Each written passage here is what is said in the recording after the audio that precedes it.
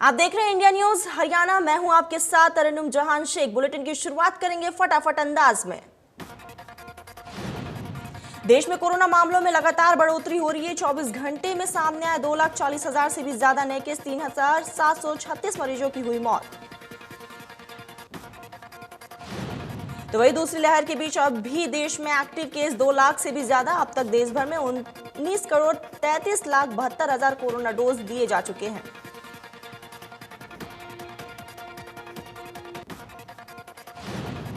वही महाराष्ट्र में कोरोना के केस लगातार कम हो रहे हैं। एक दिन में महाराष्ट्र में कोरोना के 26,133 नए मरीज मिले हैं, जबकि 40,000 से ज्यादा कोविड मरीज ठीक हुए।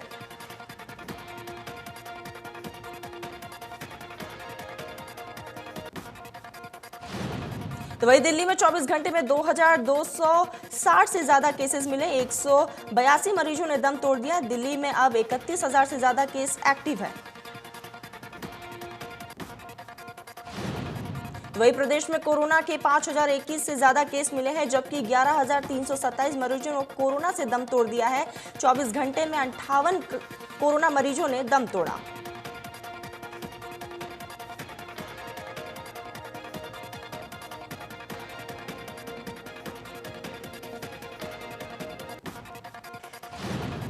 झज्जर के बदली विधायक कुलदीप वत्स मेदांता में भर्ती है। कोरोना रिकवरी के बाद ब्लैक फंगस के लक्षण दिखाई देने पर किए गए भर्ती।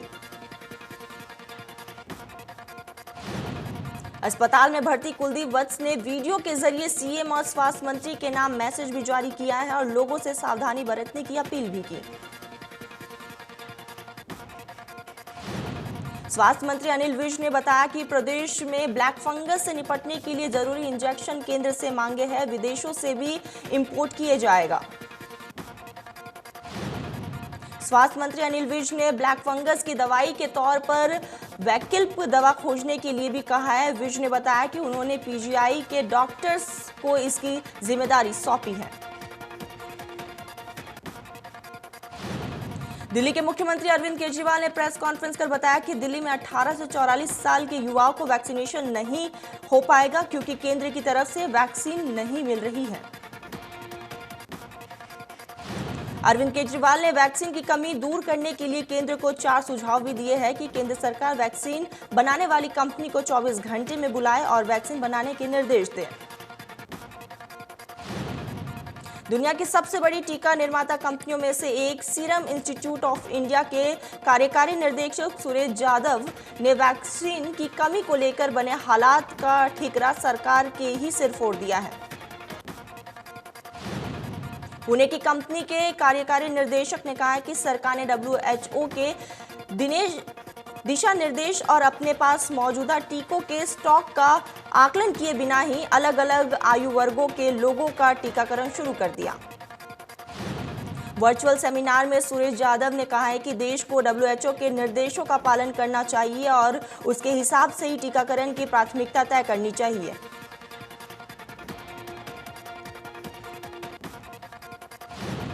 उन्होंने कहा कि शुरुआत में 30 करोड़ लोगों को टीका दिया जाना था, जिसके लिए 60 करोड़ खुराक भी जरूरत थी, लेकिन तय लक्ष्य तक पहुंचने से पहले ही सरकार ने सभी लोगों के लिए टीकाकरण कार्यक्रम के दरवाजे खोल दिए।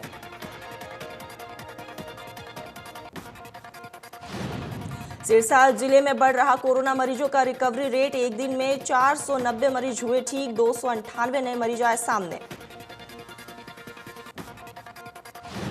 तो वही फरीदाबाद जिले में एक दिन में सामने आए 228 नए मरीज। 661 मरीज हुए ठीक। जिले में रिकवरी रेट हुआ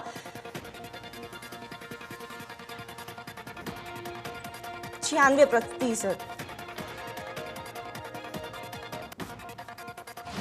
तो वही फतेहाबाद में 45 साल की उम्र से ज्यादा वाले लोगों के लिए फिर से वैक्सीनेशन शुरू हो गया है। वैक्सीन की कमी के चलते टीकाकरण किया था बंद।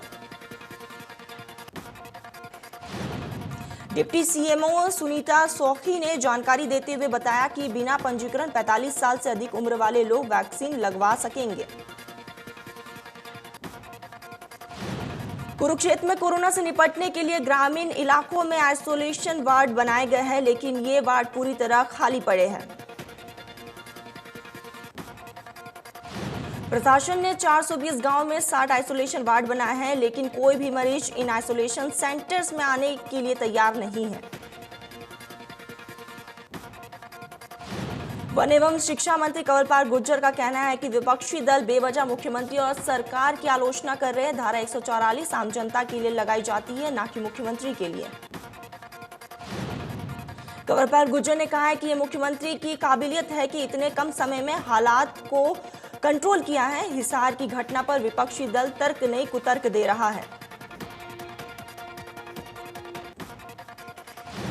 कंवरपाल गुर्जर का कहना है कि ब्लैक फंगस से घबराने की जरूरत नहीं है। प्रदेश में सभी मेडिकल कॉलेज में 20-20 बेड ब्लैक फंगस रोगियों के लिए आरक्षित किए गए हैं। तो वही सिरसा में ब्लैक फंगस का कहर लगातार जारी है। आंकड़ों के मुताबिक अब तक जिले में ब्लैक फंगस के 33 मामले सामने आए हैं, जिसमें से लोगों में दहशत भी लगातार बढ़ रही है। सिरसा जिले में ब्लैक फंगस से 5 लोगों की मौत हो चुकी है, जिसमें नाबालिग बच्चे के अलावा 2 महिलाएं और 2 व्यक्ति शामिल हैं। भिवानी में लगातार बढ़ रहे ब्लैक फंगस का कहर, कुल मरीजों की संख्या हुई 13।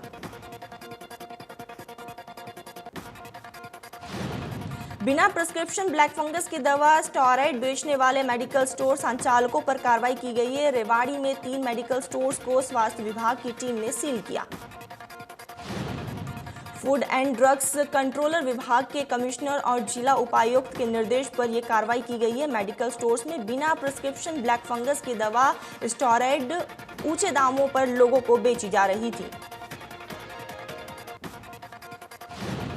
ड्रग्स कंट्रोलर ने चेतावनी देते हुए कहा है कि स्टेरॉइड बिना प्रिस्क्रिप्शन के और जरूरी दवाएं ऊंचे दामों पर बेचने वालों को किसी भी कीमत पर बख्शा नहीं जाएगा। पलवल में गुरु नानक अस्पताल में ओवरचार्जिंग का पर्दाफाश हुआ। अस्पताल ने कोविड मरीज का सही से उपचार नहीं किया, बल्कि रेफर के नाम पर एम्बुलेंस का चार्ज 1 लाख रुपए से ज्यादा लिया। मरीजों के परिजनों ने बताया कि गुरु नानक अस्पताल में पलवल से चंडीगढ़ ट्रांसफर करने के लिए एम्बुलेंस के चार्ज के तौर पर 1,10,000 रुपए वसूले। वही जिले के सचिन अस्पताल, गैलेक्सी अस्पताल और एमपेक्स अस्पताल जैसे नामी अस्पताल बेड होते हुए भी कोविड मरीजों को भर्ती नहीं कर रहे हैं। मामले का खुलासा होने के बाद जिला उपायुक्त ने जांच कमेटी गठित की। कोरोना संकट के बीच वैक्सीनेशन जारी है, लेकिन इंद्र में वैक्सीन 3 पहले वैक्सीन खत्म हो गई है। सभी तक वैक्सीन सेंटर्स में वैक्सीन नहीं आई है। वैक्सीन खत्म होने से लोगों में काफी रोष है। लोगों का कहना है कि कोरोना अपने चरम पर है, लेकिन वैक्सीन नहीं है, जिससे हालात और भी बिगड़ सकते हैं।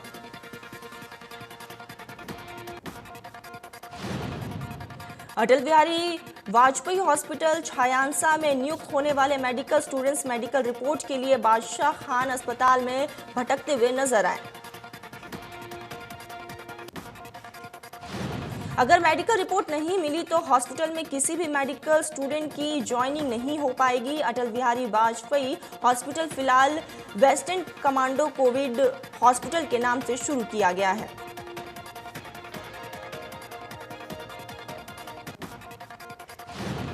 तो वही सोनीपत में कोरोना नियमों की पालना करने वालों के लिए लगातार चालान काटे जा रहे हैं। 3,000 मोटर वाहन चालकों और 13,000 मास्क चालान किए गए हैं।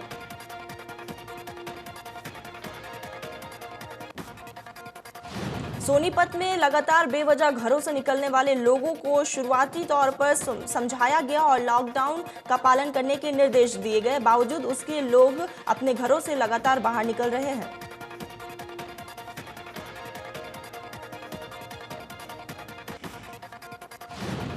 डीएसपी के नेतृत्व में शहर के हर चौक चौराहे थाना क्षेत्र में चालान की मशीन उपलब्ध कराई गई है और निर्देश दिए गए हैं कि बेवजह घर से बाहर निकलने वालों के खिलाफ चालान किए जाएंगे।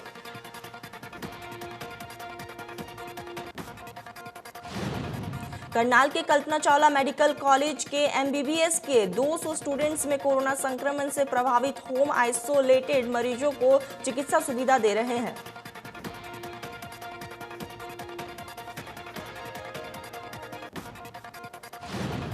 करनाल प्रदेश का पहला ऐसा जिला है जहां इस सुविधा की शुरुआत की गई है। करनाल में 94% मरीज होम आइसोलेटेड हैं।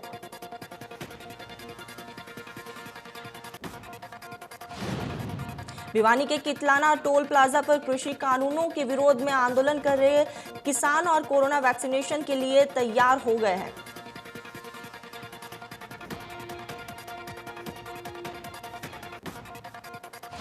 इस दौरान किसानों ने कहा कि उनकी लड़ाई सरकार से है, इसीलिए किसान प्रशासन की हर संभव मदद करेंगे।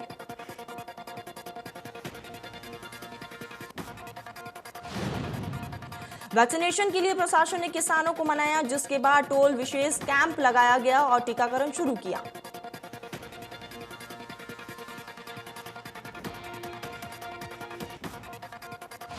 भिवानी में वैक्सीनेशन को लेकर लोगों का जोश जारी है। नागरिक अस्पताल में बड़ी तादाद में लोग वैक्सीनेशन के लिए पहुंचे।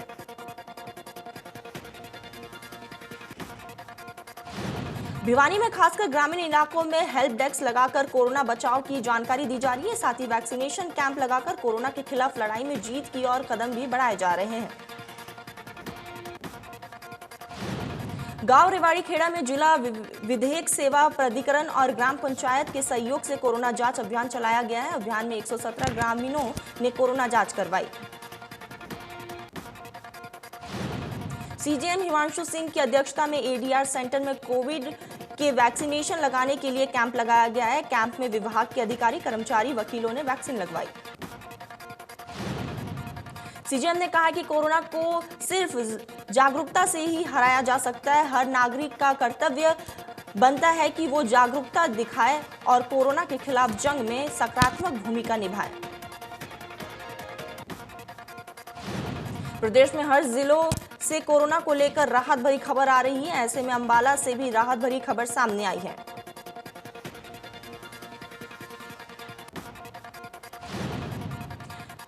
बेड खाली होने के साथ साथ ऑक्सीजन की खपत की कमी आई है। पिछले 3 से 4 केस लगातार सामने आ रहे हैं।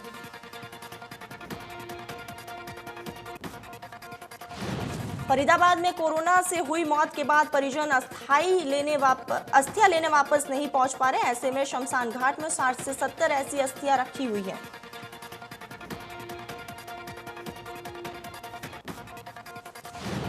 लॉकडाउन के बावजूद हाईवे पर वाहनों की लंबी कतारें देखने को मिल रही है, जिसके चलते पलवल के दुकानदारों में नाराजगी भी देखने को मिली। दुकानदारों ने कहा कि लॉकडाउन सिर्फ दुकानदारों के लिए लगाया गया है, जबकि सड़कों पर भारी संख्या में वाहन दौड़ रहे हैं। दुकान खोलने की परमिशन देनी चाहिए ताकि उनका गुजारा हो सके। कोरोना महामारी के कारण रेलवे विभाग ने कई ट्रेनों के संचालन पर रोक लगा दी है और कुछ ट्रेनों को साप्ताहिक कर दिया है। इसी के चलते यात्रियों को परेशानियों का सामना करना पड़ रहा है। दैनिक रेल यात्री संघ भिवानी के केंद्र सरकार और रेलवे विभाग से मांग की है कि ट्रेनों का संचालन पहले की तरह किया जाए।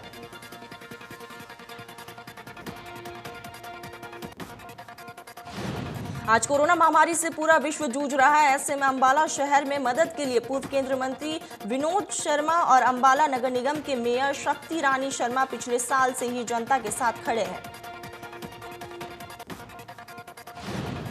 पिछली बार की तरह इस बार भी पूर्व केंद्रीय मंत्री की टीम लगातार सैनिटाइजेशन कर रही है, लेकिन इस बार पूर्व केंद्रीय मंत्री विनोद शर्मा और मेयर शक्ति रानी शर्मा द्वारा पंडित केदारनाथ शर्मा अस्पताल और चैरिटेबल ट्रस्ट के जरिए अंबाला में कोरोना सेफ्टी किट भी घर घर पहुंचाई जा रही है। अंबाला के खासपुरा गांव में सैनिटाइजेशन के साथ कोरोना सेफ्टी किट भी ग्रामीणों को दी गई है ताकि लोग इसका इस्तेमाल कर सके और सुरक्षित रहें।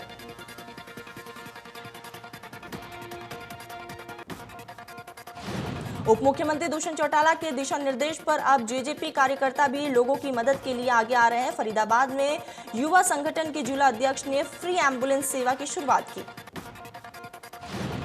यह एम्बुलेंस स्वास्थ्य विभाग की निगरानी में रहकर काम करेगी। इस एम्बुलेंस में एक कंपाउंडर के साथ ऑक्सीजन सिलेंडर की व्यवस्था की गई है। जिला अध्यक्ष ने बताया कि एम्बुलेंस की शुरुआत इस उद्देश्य से की गई है कि जरूरतमंद लोगों को इसका फायदा मिल सके।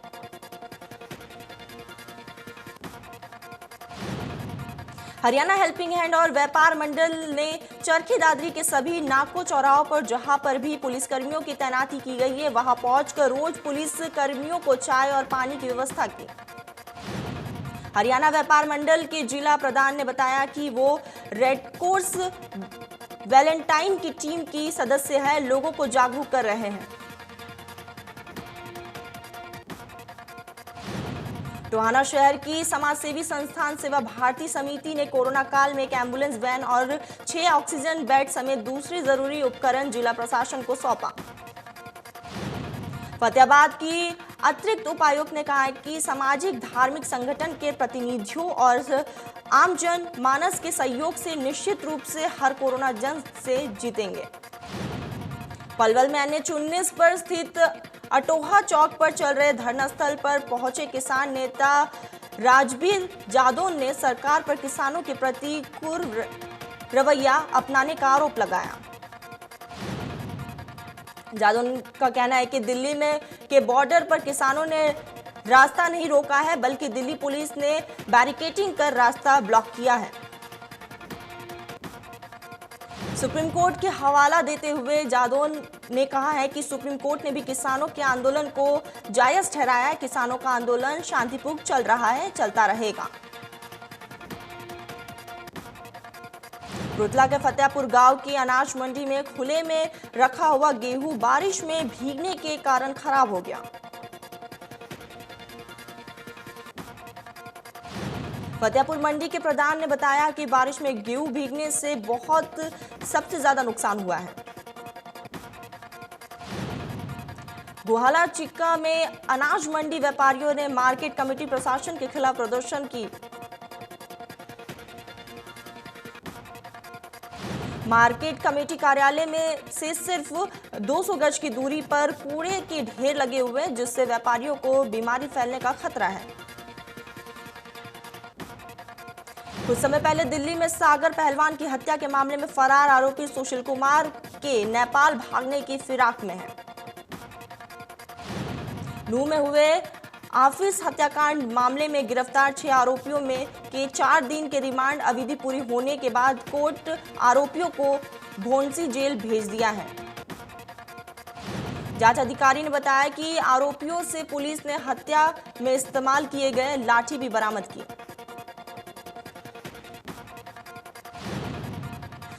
रोज में पुलिस थाना प्रभारी मनोज कुमार ने बताया कि अभी इस मामले में कोई और अधिकारी की गिरफ्तारी नहीं हुई है। पलवल पुलिस ने हत्या के मामले में फरार चल रहे 50,000 रुपए के इनामी बदमाश को गिरफ्तार कर लिया है। पलवल CIA इंचार्ज अशोक कुमार ने बताया कि 29 मार्च को आरोपियों ने मामूली कहासुनी के चलते एक व्यक्ति की गोली मारकर हत्या कर दी थी। आगरा की दयाल बाग कॉलोनी में रहने वाले एक बच्चे को परिजनों ने किसी बात को लेकर डांट दिया तो बच्चे ने गुस्से में आकर घर छोड़ दिया और बल्लभगढ़ बस अड्डा चौकी पुलिस ने बच्चे को संदिग्ध हालत में देखा तो उससे पूछताछ की और आगरा से उसके परिजनों को बुलाया। जांच अधिकारी का कहना है कि गश्त के दौरान उन्होंने बस स्टैंड के पास बच्चा घूमता हुआ देखा। बच्चे से जब प्यार से पूछा गया तो उसने सारी बात बताई। पंचकूला के रामगढ़ के पास गांव बेहरा में 52 साल के व्यक्ति की कस्सियों से वार करके हत्या कर दी गई। पंचकूला के अभयपुर से नाबालिग को भगाकर ले जाने के मामले में पुलिस को बड़ी कामयाबी मिली है।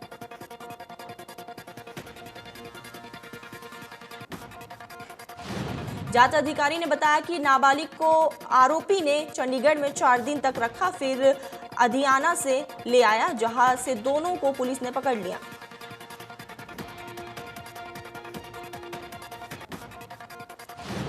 कुरुक्षेत्र के पिहोवा में पंजाब बॉर्डर पर वाहनों की ओवरलोडिंग की शिकायत मिलने पर प्रशासन की बड़ी कार्रवाई की गई। आरटीए विभाग ने नाकाबंदी कर ओवरलोडेड ट्रकों पर कार्रवाई करते हुए 9 लाख रुपए का जुर्माना भी लगाया। Haryana state electricity board workers कल फरीदाबाद की यूनिट ओल्ड फरीदाबाद जोन के प्रधान लेखराज चौधरी और यूनिट सचिव जय भगवान अंतिल से यूनिट टीम के साथ फील्ड का दौरा किया। सोनीपत में बारिश में किसानों को फायदा होने वाला है। हरा चारा उगने वाले किसानों के साथ साथ गन्ना और कपास उगाने वाले किसानों को भी फायदा होगा। कृषि कल्याण अधिकारी ने बताया है कि जिले में 4250 हेक्टेयर में कपास की बिजाई की जा रही है।